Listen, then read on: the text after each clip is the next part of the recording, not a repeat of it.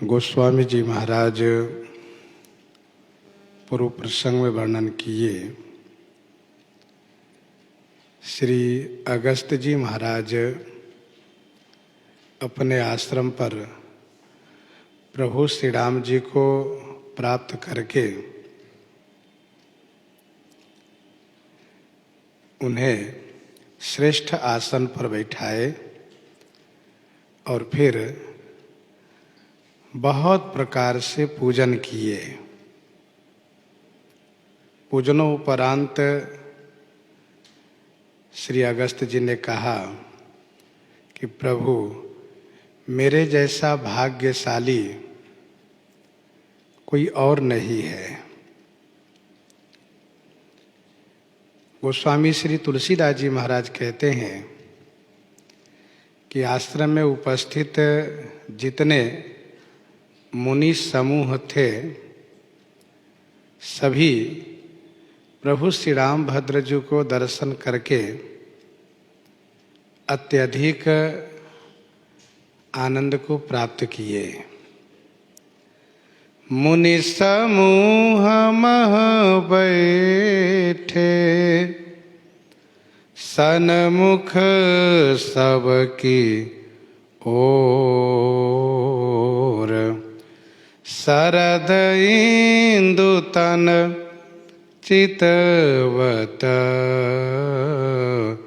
मानहु निकर चकोर, मानहु निकर चकोर। मुनि समूह मह बैठे, सन्मुख सब की ओर। समूह मुनियों के मध्य में सबकी ओर सन्मुख होकर के श्री राम जी बैठे हैं। मानहु चकोर निकर, शरद इंदु तन चितवत। मानो समूह चकोर शरद पूर्णिमा के चंद्रमा की ओर अपलक नयन से चितवत माने अवलोकन कर रहे हो।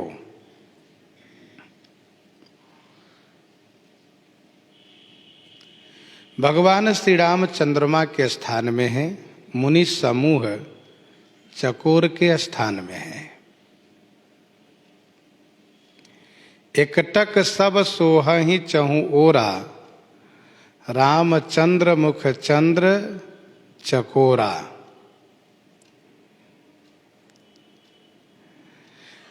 जिस प्रकार से चकोर अपलक नयन से देखना प्रारंभ करते हैं और चंद्रमा पूरब से पश्चिम जाते हैं, तो ये चकोर घूम करके नहीं देखते हैं, बल्कि देखते देखते ही उलट जाते हैं। देखी इंदु चकोर समुदायी, देखी इंदु चकोर समुदायी, चितवहि जिमि हरिजन हरि पाई। रामचंद्र मुख चंद्र छवि लोचन चारु चकोर, रामचंद्र मुख छवि लोचन चारु चकोर, करत पान सादर सकल प्रेम प्रमोद न थोर। यह श्री राम जी का ईश्वरत्व है।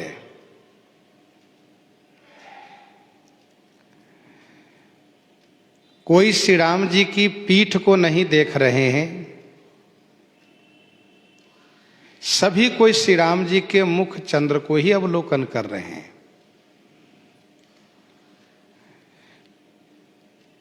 सन्मुख सबकी ओर। जिस प्रकार से चंद्रमा से ताप का नाश होता है, वैसे ही श्री रघुनाथ जी के दर्शन से संताप का नाश होता है।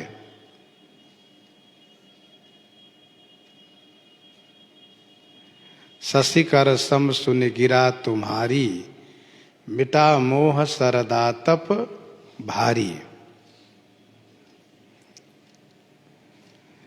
यहाँ पर पांचों इंद्रियों का सुख गोस्वामी जी ने दर्शाया। सुनत अगस्ती, सुनत श्रवणेन्द्री का सुख, हरि बिलो की नेत्र को सुख, लिए उर लाई त्वचा को सुख, सादर कुशल पूछी या जिह्वा का सुख, वाणी का सुख, और आसन बर बैठारे नहीं आनी, तो बहुत सुंदर सिंहासन है जिसमें पुष्प आदि बिछाए हुए हैं, तो इससे नासिका का सुख है।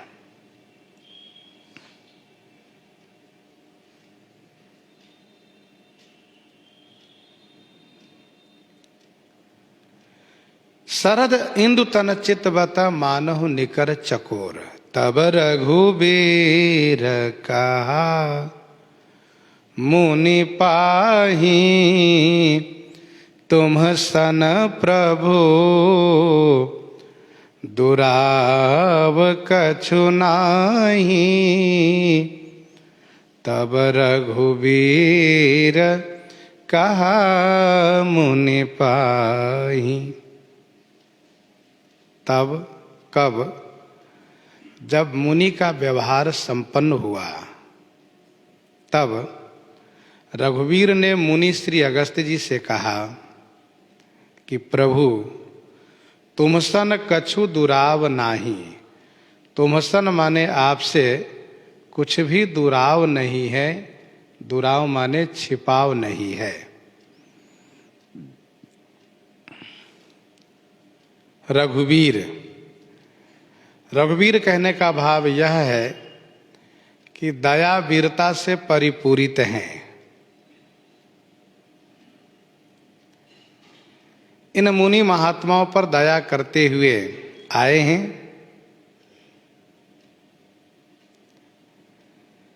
श्री रघुनाथ जी ने कहा कि हे प्रभु,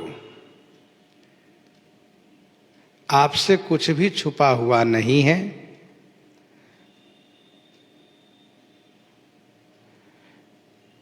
अर्थात आप जैसे महात्माओं से मेरा कुछ भी छुपा हुआ नहीं है। श्री राम जी श्री वाल्मीकि जी से थोड़ा सा छुपाव किए तो श्री वाल्मीकि जी महाराज श्री राम जी के उन ईश्वरत्व को स्पष्ट रूप से खोल के रख दिए। श्रुति से तू पालक राम तुम जगदीश माया, जानकी जो सृजति जग पालति हरति, रुख पाई कृपा निधान की, जो सहस शीस अहि समहिधर, लखन सचराचर धनी, सुर काज धरि नर राज तनु चले, दलन खलन निशिचर आनी। स्पष्ट खोल करके सुनाए कि आप ऐसे हैं। राम स्वरूप तुम्हार, बचन अगोचर बुद्धि पर अविगत, अखत अपार, नेति नेति नित निगम कह। तो श्री राम जी कहते हैं कि आपसे कुछ भी छुपा हुआ नहीं है। और आप तो जानते हैं कि आप जैसे महात्माओं से हम कुछ छुपाते नहीं है। जानहि मुनि तुम मोर सुभाऊ, जनसन कबहु के करहु दुराऊ। मैं पिताजी की आज्ञा से वन में आया हूं तथा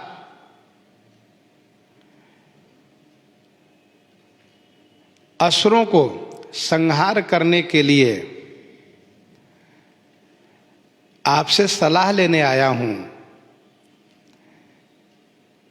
इसमें कुछ छुपा हुआ नहीं है। तुम जानहु जेहि कारण आयऊं, ताते तात न कही समुझायऊं, ताते तात न कही समुझायऊं। तुम जानहु जेहि कारण आयऊ, तुम जानहु जेहि कारण आयऊ, ताते तात न कही समझायऊ। तुम जानहु अर्थात आप जानते हैं कि मैं जिस कारण से आया हूं। ताते तात न कही समझायो, हे तात, ताते माने इसी से मैं आपको कह करके नहीं समझाया हूं। तुम जानहु जेहि कारण आयऊ, ताते तात न कही समझायऊ। श्री राम जी दोनों बात की ओर इशारा कर रहे हैं। मैं इस धरातल पर क्यों आया हूं यह भी आप जानते हैं। मेरा अवतार किस लिए हुआ है, और मैं वन में पिताजी की आज्ञा से आया तो हूं, लेकिन मैं स्वेच्छा से, अपनी इच्छा से वन में आया हूं। अर्थात मैंने चाहा, इसीलिए मेरी माता कैकेयी ने पिताजी से 14 वर्ष के लिए वनवास मांगा है। तो जो कुछ हुआ है सब श्री राम जी की इच्छा से हुआ है। तब किछु किन्ह राम रुख जानी, स्पष्ट है।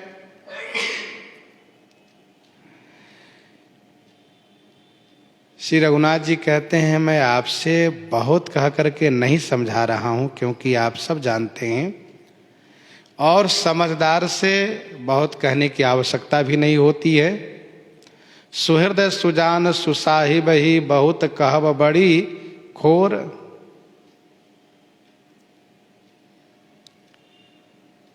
आपको सब विदित है। एक कथा प्रसिद्ध है कि श्री रघु जी महाराज ने पुष्पक विमान कुबेर को दान में दिया है। तो एक बार रावण कुबेर से पुष्पक विमान छीन लिया, तो कुबेर ने श्री रघु जी से शिकायत किया, कहा कि इस विमान को दशानन ने जबरदस्ती छीन लिया है। तो श्री रघु जी ने संदेश कहलवाया रावण को कि तुम पुष्पक विमान कुबेर को वापस कर दो, अन्यथा परिणाम बुरा होगा। परंतु रावण ने इस बात पर ध्यान नहीं दिया। तब श्री रघु जी महाराज धनुष पर बाण का संधान कर दिए कि रावण को मैं समाप्त कर देता हूं। यह देख करके श्री ब्रह्मा जी महाराज श्री रघु जी के सामने प्रकट हुए और कहा कि नहीं नहीं, आप बाण मत चलाइए। क्यों? श्री ब्रह्मा जी ने कहा कि इसलिए बाण नहीं चलाइए क्योंकि मैंने आपके ही वंशज श्री दशरथ नंदन श्री राम के हाथ से इसकी मृत्यु का विधान बनाया है। आप मारेंगे तो मेरा विधान जो बना हुआ है वह व्यर्थ जाएगा, मेरा लेख गलत होगा, इसलिए आप बाण नहीं चलाइए। श्री रघु जी ने कहा कि मैंने बाण का तो संधान कर दिया, इसका क्या होगा? कहा वह बाण हमें दे दीजिए, इसी बाण से रावण का अंत हम करवाएंगे। तो श्री रघु जी महाराज श्री ब्रह्मा जी को बाण देते हैं और श्री ब्रह्मा जी उस बाण को लेकर के श्री अगस्त जी के पास रख देते हैं कि आप श्री राम जी को दीजिएगा। श्रीमद् वाल्मीकि रामायण में स्पष्ट वर्णन है कि श्री अगस्त जी ने धनुष, बाण, कवच, तलवार ये सब दिए हैं। तो श्री राम जी कहते हैं कि आपको तो मालूम है कि मैं किस लिए आया हूं, अर्थात रावण को समाप्त करना है। इसीलिए अब सो मंत्र देहु प्रभु मोहि, अब सो मंत्र देहु प्रभु मोहि, जेहि प्रकार मारहु मुनि द्रोही, जेहि प्रकार मारहु मुनि द्रोही। अब सो मंत्र देहु प्रभु मोहि, जेहि प्रकार मारहु मुनि द्रोही। श्री राम जी श्री अगस्त जी को प्रभु कह करके संबोधित करते आ रहे हैं। प्रभु माने जो समर्थ हो। अब सो मंत्र देहु प्रभु मोहि, हे प्रभु मोहि अब सो मंत्र देहु।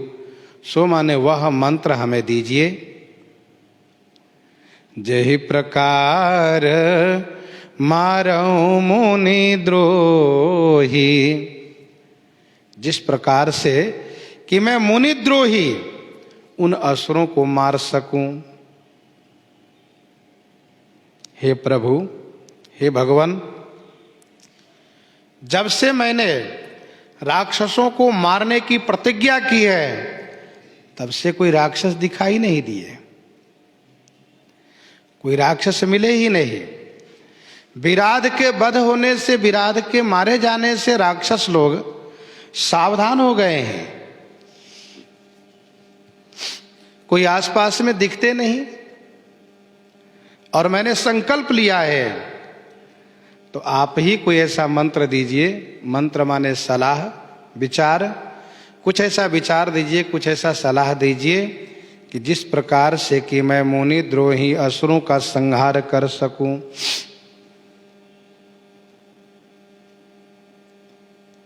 मंत्र केवल मंत्र शब्द का अर्थ होता है मंत्रणा, सलाह। कह लंकेश मंत्र लगी काना, तापस नृप मिले मंत्र विचारा। और यदि किसी देवी देवता का मंत्र होता है तो उसमें नाम जुड़ा हुआ होता है। शंभु मंत्र मोहि द्विज बर दिन्हा, मंत्र राज नित जपहि तुम्हारा। ऐसा स्पष्ट मानस जी में वर्णन है। मंत्र माने मंत्रणा। अब सो मंत्र देहु प्रभु मोहि, जेहि प्रकार मारहु मुनि द्रोही। जिस प्रकार से मैं मुनि द्रोही को मार सकूं। ये राक्षस ही मुनि द्रोही है। लय सहाय धावा मुनि द्रोही, मुनि मुस्काने सुनि प्रभु बानी, पूछे हो नाथ मोहि का जानी। मुनि मुस्काने सुनी प्रभु बानी। प्रभु बानी सुनी मुनि मुस्काने। प्रभु श्री राम जी की वाणी सुनकर के मुनि श्री अगस्त जी महाराज मुस्कुरा दिए। प्रभु हे नाथ, मोहि का जानी पूछे हो। मुझे क्या समझ करके पूछे आप कि मैं बहुत बड़ा जानकार? ऐसा कुछ नहीं है प्रभु। मुनि मुस्काने सुनि प्रभु बानी, पूछे हो नाथ मोहि का जानी।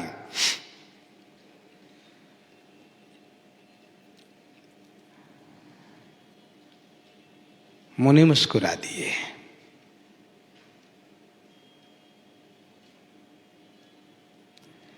कहने का भाव यह है कि आपका वचन मुझे विमोहित करने वाला है।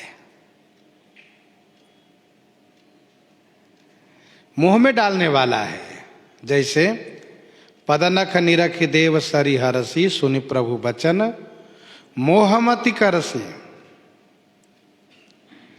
प्रभु जो कहो तुम्हें सब सुहा, हमरे होत बचन सुनि मोहा। बंदर लोग कहते हैं दीन जानि कपि किए सनाथा, तुम त्रैलोक ईश रघुनाथा।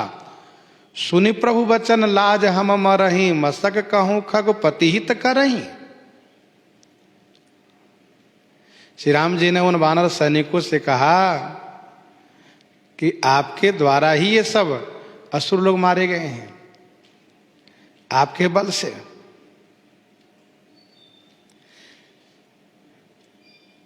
जैसे श्री हनुमान जी से प्रभु कहने लगे कि हनुमान मैं तुमसे उरी नहीं हो सकता हूं। श्री हनुमान जी महाराज घबरा गए। चरण परे प्रेमाकुल त्राहि त्राहि भगवंत।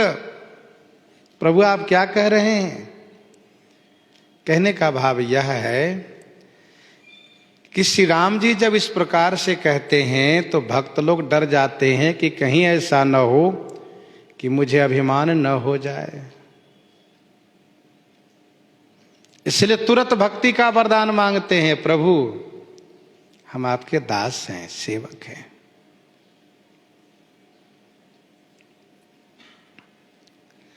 मुनि मुस्काने सुनि प्रभु बानी, पूछे हु नाथ मोहि का जानी। प्रभु आप तो स्वयं सामर्थ्यवान हैं, आप मुझे क्या समझ करके पूछ रहे हैं?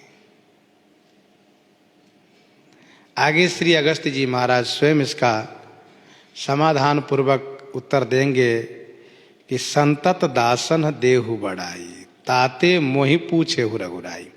अब मुझे समझ में आया कि आप अपने भक्तों को हमेशा बड़ाई देते आए हैं, इसलिए मुझे बड़ाई देने के लिए पूछ रहे हैं। ऐसा नहीं कि आप जानते नहीं इसलिए पूछ रहे हैं, ऐसा नहीं है।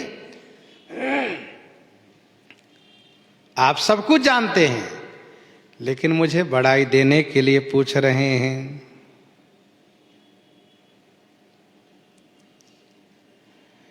श्री रघुनाथ जी जंगल में विशेष रूप से 3 महात्मा से 3 जिज्ञासा किए हैं। श्री भरद्वाज जी से मार्ग के बारे में जिज्ञासा किए हैं। श्री वाल्मीकि जी से स्थान के बारे में जिज्ञासा किए हैं और श्री अगस्त जी से मंत्र के बारे में जिज्ञासा किए हैं। ऐसा इसलिए कि श्री भरद्वाज जी महाराज मार्ग के ज्ञाता हैं। तापस समदम दया निधाना, तापस समदम दया निधाना, परमारथ पथ परम सुजाना। तापस समदम दया निधाना, परमारथ पथ परम सुजाना।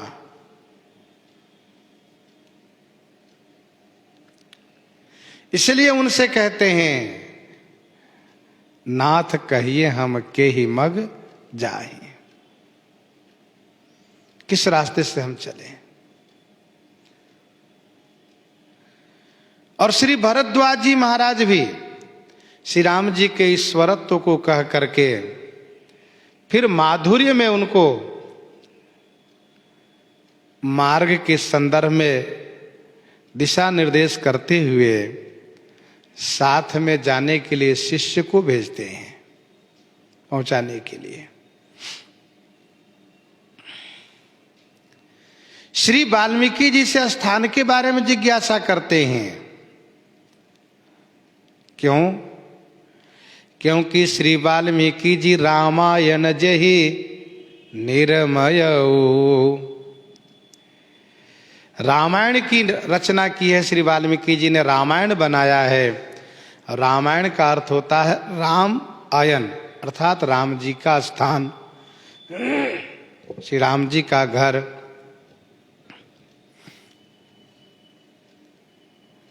श्री राम जी कहते हैं उनसे कि आप मुझे वह स्थान बताइए। अस जिए जान कहिए सोई ठाऊं, सिय सौमित्र सहित जहां जाऊं।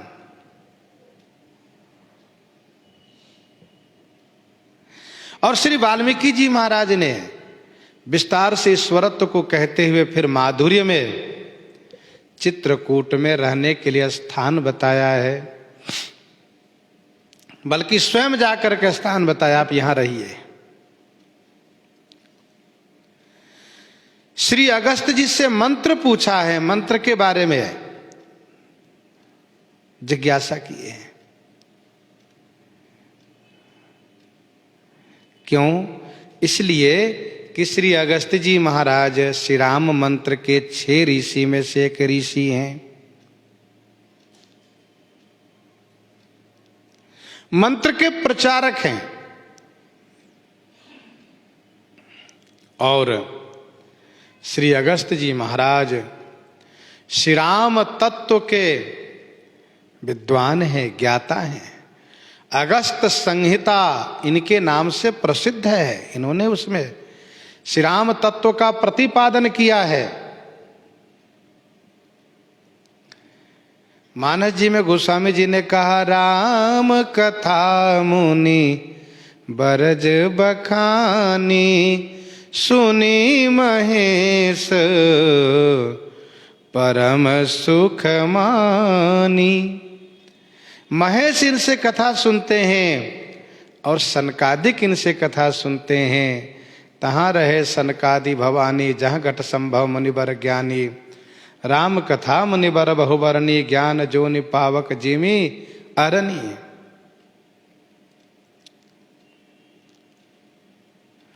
तो इस प्रकार से श्री अगस्त जी महाराज हैं। सरकार ने जैसे कहा कि आप मुझे मंत्र दीजिए, सलाह दीजिए, राक्षसों को कैसे मारूं, तो मुनि को हंसी आ गई। आप हमसे पूछते हैं? आप क्या समझ के पूछते हैं?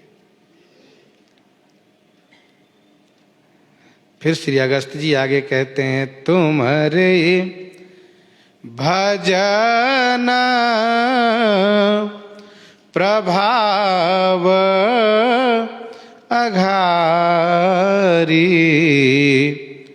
जानऊ महिमा कछुक तुम्हारी। तुम्हारे भजन प्रभाव अघारी, तुम्हारे भजन प्रभाव अघारी, जानो महिमा कछुक तुम्हारी। हे अघारी, तुम्हारे भजन प्रभाव, आपके भजन के प्रभाव से, हाँ आपके भजन के प्रभाव से, ऐसे नहीं, आपके भजन के प्रभाव से, आपकी कृपा से, तुम्हारी कछुक महिमा जानो, तुम्हारी आपकी कुछ महिमा को मैं जानता हूं। तुम्हारे भजन प्रभाव अघारी, जानऊ महिमा कछुक तुम्हारी। मैं आपकी कुछ महिमा को जानता हूं।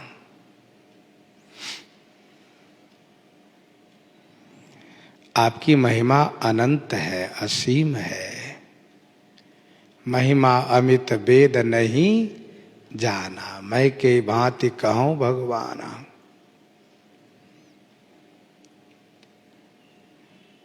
उसमें से कुछ मैं जानता हूं। रघुपति महिमा अगुण अबाधा, वर्णव सोई बरबारी अगाधा।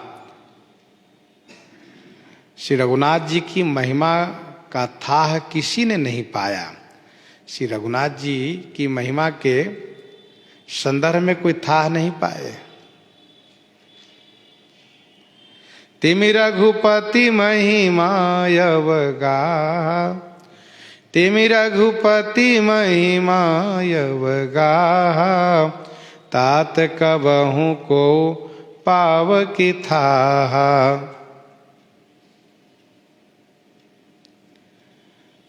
एक मच्छर से लेकर के पक्षी राज गरुड़ तक सब आकाश में उड़ते हैं, लेकिन आकाश का विस्तार कितना है, आकाश कितना बड़ा है, इसको कोई था नहीं पाए। वैसे सब कोई अपनी अपनी मति विलास से श्री राम का गुणगान करते हैं, श्री राम जी की महिमा का बखान करते हैं, परंतु श्री राम जी की महिमा का था कोई नहीं पाए। जो कुछ जान पाते हैं वह श्री राम जी की कृपा से।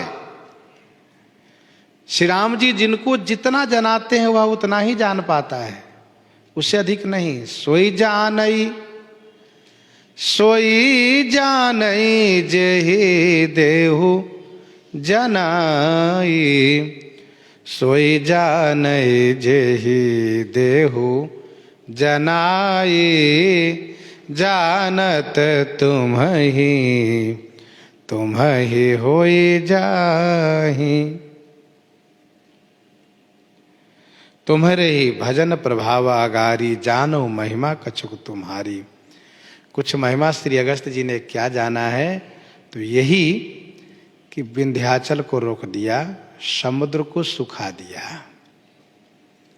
विनय पत्रिका 247 पद में गोस्वामी जी ने लिखा, रोक्यो बिंध सोख्यो सिंध, रोक्यो बिंध सोख्यो सिंधु, घटजहु नाम बल, घटजहु नाम बल।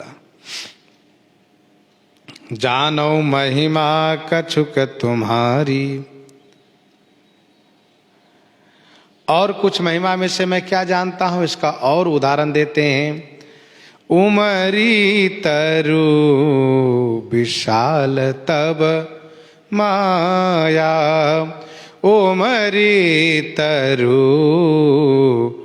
विशाल तब माया, फल ब्रह्मांड अनेक निकाया, फल ब्रह्मांड अनेक निकाया।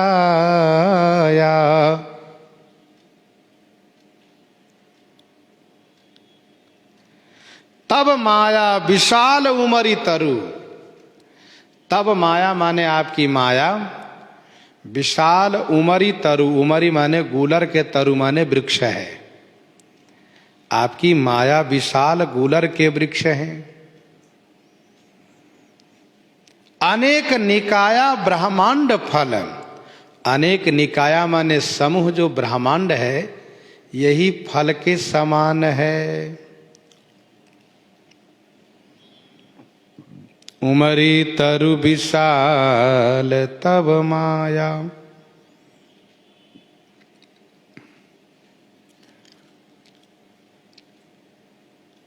माया जैसे माया एक है, ब्रह्मांड अनेक है, वैसे वृक्ष एक है और वृक्ष के फल अनेक है। माया को जड़ कहा जाता है, इसलिए श्री अगस्त जी ने कहा कि यह गूलर के वृक्ष है, जड़ है। जिस प्रकार से गूलर का वृक्ष बहुत विशाल होता है, वैसे आपकी माया बहुत विशाल है। गूलर के वृक्ष में बहुत फल लगे होते हैं, वैसे आपकी माया बहुत ब्रह्मांड रचती हैं। सुनु रावण ब्रह्मांड निकाया, पाई जासु बल बिरचति माया। बहुत ब्रह्मांड है, ब्रह्मांड निकाया निर्मित माया, रोम रोम प्रतिवेद कहे। ब्रह्मांड की कोई सीमा नहीं। फल ब्रह्मांड अनेक निकाया है। जीव चराचर जंतु समाना भीतर बसहि न जानहि आना। जीव चराचर जंतु समाना भीतर बसहि न जानहि आना। चराचर जीव यही जंतु समाना है। गूलर के वृक्ष के गूलर के फल के भीतर बहुत छोटे छोटे जंतु होते हैं। जीव चराचर जंतु समाना। चराचर माने चेतन जड़ जो जीव है ना, ये सब जंतु समाना है। भीतर बसहि न जानहि आना। वो जीव उस ब्रह्मांड रूपी गूलर वृक्ष, उस ब्रह्मांड रूपी गूलर फल के भीतर बसहि न जानहि आना। यूँ समझिए कि एक गूलर का फल एक ब्रह्मांड है। ये चराचर जीव जंतु है। जैसे गूलर के फल के भीतर वाला जो जंतु है, उसको ये भी नहीं पता है कि इसके बाहर भी कोई संसार है और भी कुछ है, उसको कुछ भी पता नहीं है। उसके लिए सारी दुनिया उसी के भीतर है। जैसे एक कुएं में रहने वाला मेढक, उसको ऐसा लगता है कि सारा संसार बस इतने दूर में, इसके आगे कहीं कुछ नहीं है। कूपमंडूक, बाहर भी कुछ है, कुछ नहीं जानते। भीतर बसहि न जानहि आना। दूसरी बात यह है कि उस फल के भीतर रहने वाला जंतु अपने आप को निर्भय रहता है, क्योंकि उसको कोई खतरा नहीं, कोई डर नहीं, सोचता हम सुरक्षित हैं। लेकिन उस फल को खाने वाला उस फल को फोड़ करके तोड़ करके नहीं खाता है, समूचे फल को खा जाता है। एक नहीं अनेकों फल को खा जाता है। वैसे ही काल उस फल को खाने वाला है। लंका कांड में श्री अंगद जी महाराज इसी युक्ति को रावण के सामने रखते हैं। श्री अंगद जी महाराज यही युक्ति रावण के सामने रखते हैं। कहते हैं, रावण तो बड़ी बड़ी बात करते हो, ये ठीक नहीं लगता है। तुम कुछ हो नहीं। सुनो, ये तुम्हारी लंका जो है ना, जिसको तुम सोचते हो कि हमारी लंका सुरक्षित है, हम सब राक्षस लोग सुरक्षित हैं, ये तुम्हारा भ्रम है। गूलरी फल समान तब लंका।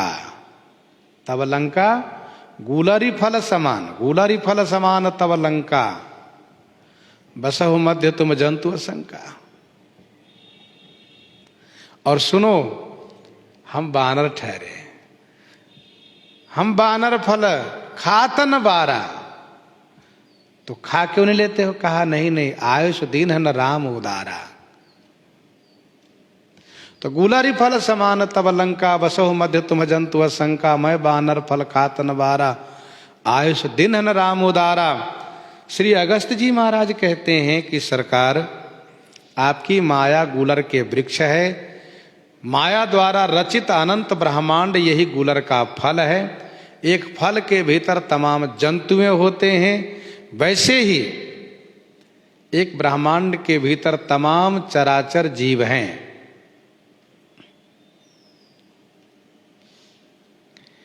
ते फल भक्षक कठिन कराला, तब भय डरत सदा शोकाला।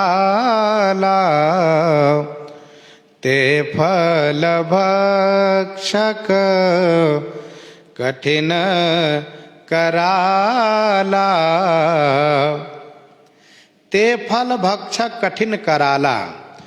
ते फल माने उस फल को भक्षण करने वाला, कठिन कराल काल, कठिन कराल माने भयानक, भयंकर काल, तब भय डरत सदा सो, सो माने वह काल भी, तब भय सदा डरत, तब भय माने आपके भय से, सदा माने हमेशा डरते रहते हैं। ते फल भक्षक कठिन कराला, तब भय डरत सदा सो काला।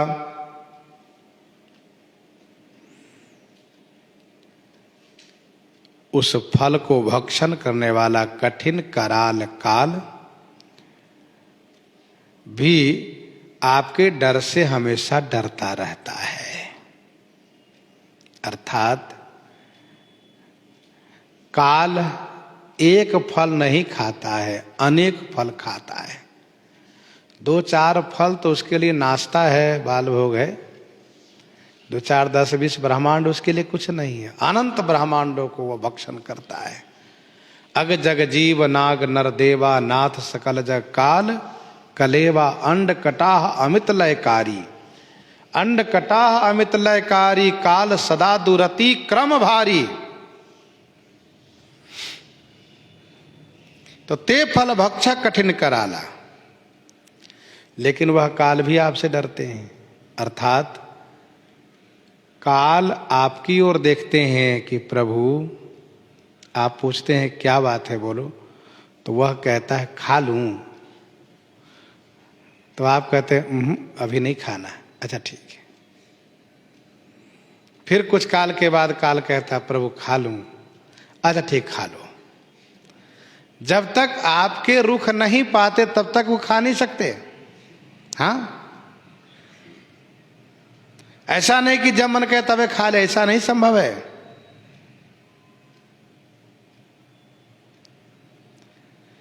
तब भय डरत सदा सो काला, जाके डरति काल डेराई, जाके डरति काल डेराई, जो सुर असुर चराचर खाही। क्या सुर क्या असुर, उसके सामने कुछ भी नहीं। तात राम नहीं नर भूपाला, भुवनेश्वर कालहु कर काला। तो काल सदैव ईश्वर के रुख को देखकर ही खाता, ऐसे नहीं। दोहावली 504 में गोस्वामी जी ने लिखा, काल बिलोकत ईश रुख, काल बिलोकत ईश रुख, भानुकाल अनुहारी, काल बिलोकत ईश रुख, भानुकाल अनुहारी, रवि ही राहु राजहि प्रजा, बुध व्यवहर ही विचारी।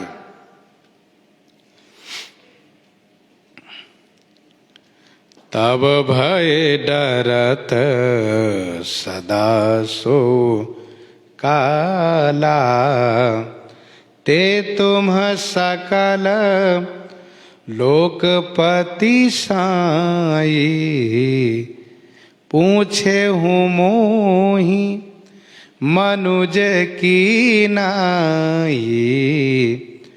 ते तुम सकल लोकपति साई, ते तुम सकल लोकपति साई। ते माने वे, तुम माने आप, सकल लोकपति साई माने समस्त लोक पतियों के स्वामी हैं, समस्त लोकपालों के स्वामी हैं। पूछे हो मोहि मनुज की नाई, और आप मुझसे ऐसे पूछ रहे हैं जैसे कोई मनुष्य पूछता हो। मोहि मनुज की नाई, आप मनुष्य के जैसे हमसे पूछे हैं आप। ते तुम सकल लोकपति साई, पूछे मोहि मनुज की नाई।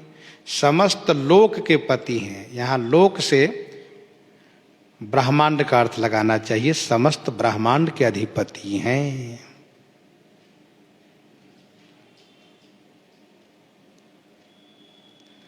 ते तुम सकल लोकपति, समस्त लोक के पति हैं। लोक लोक प्रति भिन्न विधाता, भिन्न विष्णु से मनुदिस त्राता। भगवान श्री राघवेंद्र के उदर में श्री कागभूषुंडी जी अनेक ब्रह्मांडों को अवलोकन करते हैं।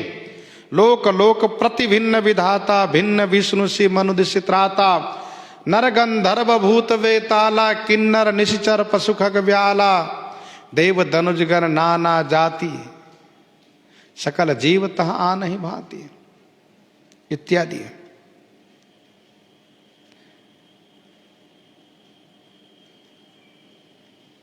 हे स्वामी ते तुम सकल लोकपति, एक तो अर्थ यह है कि हे स्वामी ते तुम सकल लोकपति, आप समस्त लोक माने ब्रह्मांड के पति माने स्वामी हैं।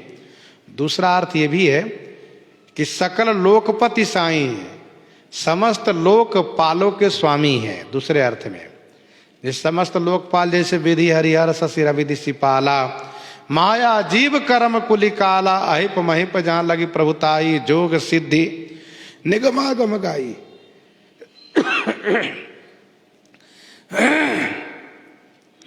करी विचार जिये देखौनी के, राम रजाई शीश सब ही के। तो ध्यान दीजिएगा, पहला अर्थ ये है कि हे साईं ते तुम सकल लोकपति, हे स्वामी वही आप समस्त लोक माने ब्रह्मांड के अधिपति माने स्वामी हैं, मालिक हैं। इसलिए आपकी इच्छा के बिना काल उसको भक्षण नहीं कर सकता। दूसरे में है, दूसरे अर्थ में है कि आप समस्त लोकपालों के स्वामी हैं, ऐसा भी अर्थ है दूसरा। पहला अर्थ प्रसंग के अनुकूल ज्यादा रोचक है। आप मुझे मनुष्य के जैसे प्रश्न किए हैं, पूछे हैं आप कि अब सो मंत्र देहु प्रभु मोहि, आप मनुष्य हैं नहीं, आप मनुष्य रूप धारण करके मनुष्य के जैसा अभिनय करते हुए मनुष्य के जैसा आप हमसे प्रश्न किए हैं। इसका मतलब ये नहीं कि आप मनुष्य हैं। रावण ने श्री राम जी को मनुष्य कह करके उपेक्षा किया, अपमान किया, तो अंगद जी महाराज नाराज हो गए और श्री अंगद जी ने कहा, राम मनुज कसरे सठ बंगा, धनवी काम नदी पुनि गंगा, पशु सुरधेनु कल्प तरु रूखा, अन्नदान और रस पीऊखा। कई उदाहरण श्री अंगद जी दिए हैं। तो पूछो मोहि मनुज की नाई, हनुमान बाहुक 44 में गोस्वामी जी ने लिखा। हनुमान बाहुक 44 में मानसकार ने लिखा, माया जीव काल के कर्म के स्वभाव के, माया जीव काल के कर्म के स्वभाव के, करैया राम वेद कहे साचो मन गुनिए। यह वर मांगऊं कृपा निकेता, यह वर मांगऊं कृपा निकेता, बसहु हृदय श्री अनुज समेता, बसहु हृदय श्री अनुज समेता, यह वर मांगऊं कृपा निकेता। हे कृपा निकेता, हे कृपा के स्थान, यह वर मांगो माने यह वरदान मैं मांगता हूं। बसहु हृदय श्री अनुज समेता, श्री अनुज समेता हृदय बसहु, श्री अनुज के सहित मेरे हृदय में निवास कीजिए। यह वर मांगऊं कृपा निकेता।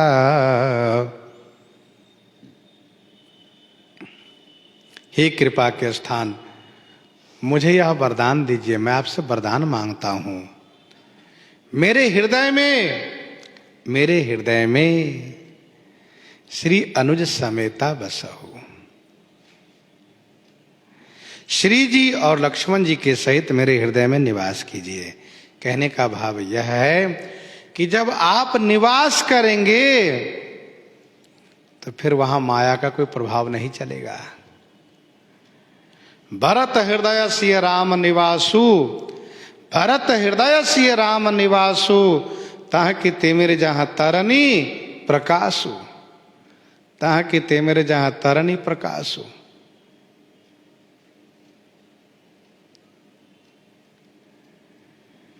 तो मेरे हृदय में आप निवास कीजिए। और अविरल भगति बिरति सतसंगा, चरण सरोरुह प्रीति अभंगा। अविरल भगति बिरति सतसंगा, अविरल भगति बिरति सतसंगा।